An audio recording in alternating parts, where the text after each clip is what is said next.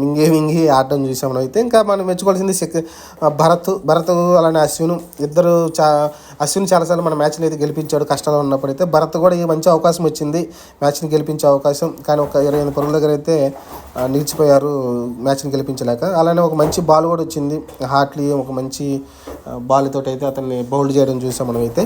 ఇది ఓవరాల్గా ఈ మ్యాచ్ ఇవ్వటమే కారణాలు రెండు ఉన్నాయి. బ్యాట్స్మెన్స్ విఫలం కావచ్చు, ముఖ్యంగా అయితే చాలా త్వరగా ఆల్అౌట్ చేయాల్సిన వాళ్ళని చాలా దూరం తీసుకెళ్ళి ఎక్కువ ప్రయోగాలు చేసి స్పిన్నర్స్ అయితే ఎక్కువ రన్స్ అయితే ఇవ్వడం చూసాం. అలానే క్యాచ్ మిస్సింగ్ కూడా ఉన్నాయి. అక్షర్ పటేల్ ఒక క్యాచ్ ఈజీ క్యాచ్ని మిస్ చేయడం కావచ్చు, కోహెల్ రాహుల్ కూడా ఈజీ క్యాచ్ని మిస్ చేయడం కావచ్చు. ఓలీ పోప్ అయితే 196 దాకా రన్స్ చేయించేలాగా మనమైతే ముందుకు తీసుకెళ్ళాం అతన్ని అయితే. ఇది ఇంకా హార్ట్లీ అయితే 26 ఓవర్లు వేసాడు, అతను హైయెస్ట్ ఓవర్లు. అంటే ఆల్మోస్ట్ 69 ఓవర్లు మొత్తం వేస్తే 66 ఓవర్లు అతని చేత కంటిన్యూషన్గా వేయించారు. మొత్తం 7 వికెట్లు తీసుకోవడం చూసాం అయితే.